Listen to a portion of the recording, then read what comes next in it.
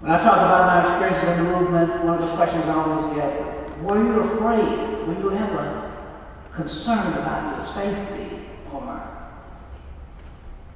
And the answer is, I had one fear in the movement. That was that my grandmother and my grandfather would not have the opportunity to experience being treated like human beings before they died. That was my urgency. That was my fear. That they would be able to go where they wanted to go and ride whatever public transport they chose, and be able to choose their own seat, and be able to enjoy some of the riches of life, of being a human being.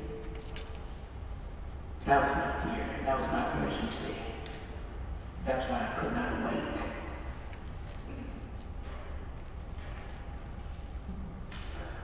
Unless you have found something in life worth dying for,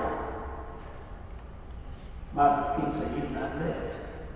So you've got to lose. You've got to lose the notion that your breathing every day is more important than anything else. Except you're willing to make a sacrifice for something that's right, then maybe you're already dead.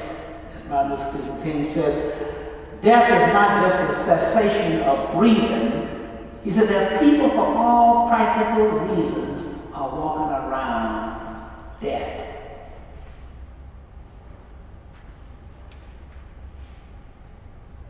Lose it.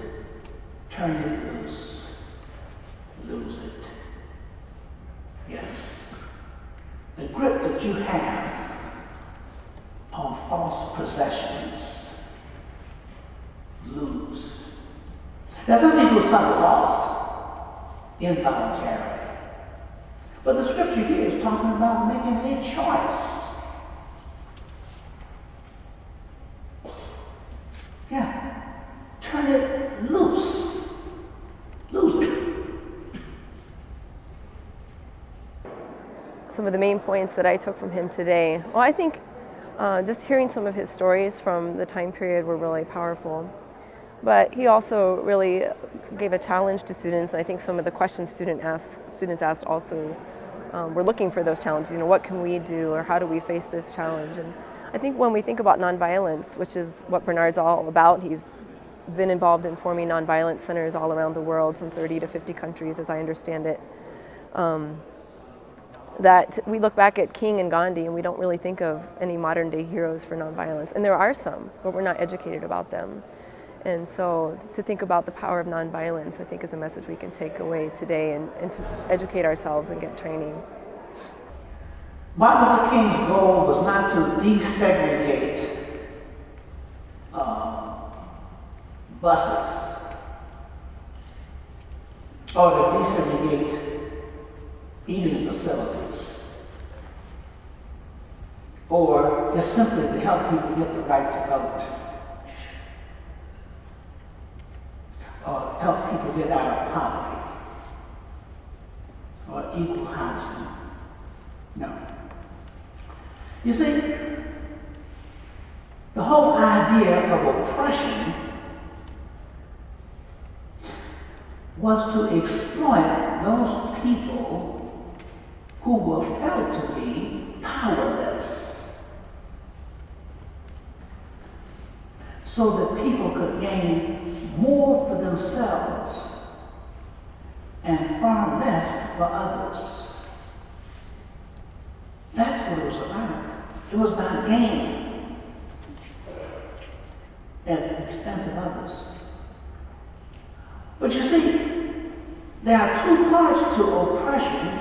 You've got to have someone who's willing to oppress others, and then you've got to have the cooperation of the people who are being oppressed.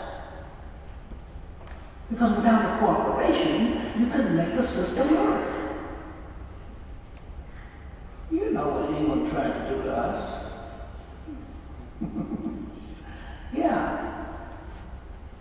So what happened is that these practices and laws that were put in place to segregate people had more to do with enforcing in the minds of people that they were inferior,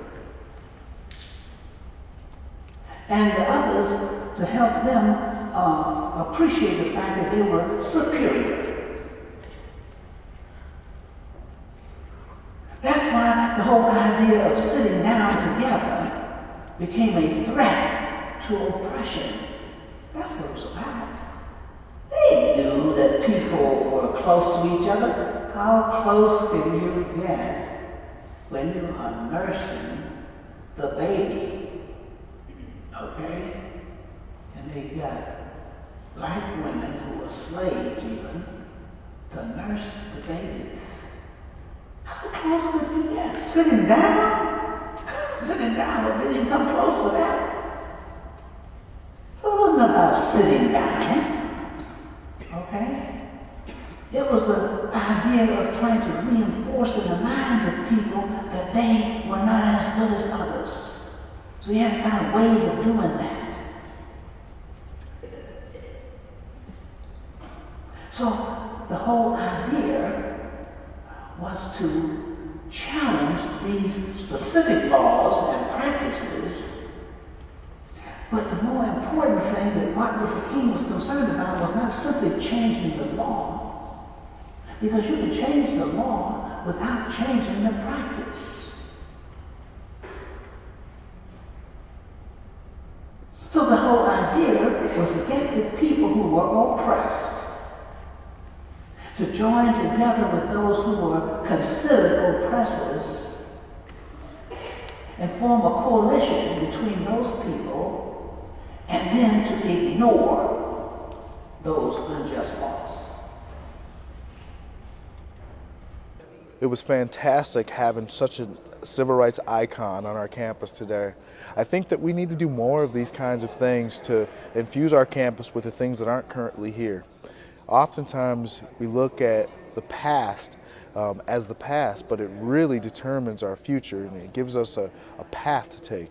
And his experiences around discourse has really created an opportunity for us as a college to consider how we as a college handle discourse. The extremes of conservatism or liberalism, the extremes of whether or not someone considers themselves a Democrat or Republican. When we think about the things that have happened in the last week or so in our country with Congresswoman Gifford and her shooting, we have to be able to disagree, but to civilly disagree without violence. I think this was a great message for our students, because I think sometimes we have heated debates on our campus. But at the end of the day, I hope our students can still come together in the cafeteria, in the diversity center, in the chapel, and in the classroom, and be able to consider themselves Gustavus students and Gusties, regardless of their differences of opinion about particular issues. At the end of the day, humanity of the individual is what's most important, and allowing those people to maintain that humanity is the biggest gift that we can give each other. Now, you have the opportunity to learn about the movement, to learn about these things. You have an opportunity to understand the importance of giving yourself and being able to gain, but also to be gained, because you become part of an important company with God. Being in company with God. That's what the end of life is all about. Now, many of my friends and all of the heroes who are gone, we have to carry on. And this is not a 100-yard dash. It's a marathon. That's what this journey is about, a marathon. And I'm here to tell you this morning, we're passing the torch. Gusties is passing the torch, and the torch is in your hand. Don't use the torch to burn what we have built down. Don't burn down what we built with the torch, but use the torch as a light so that others will know how to follow. It's in your hands.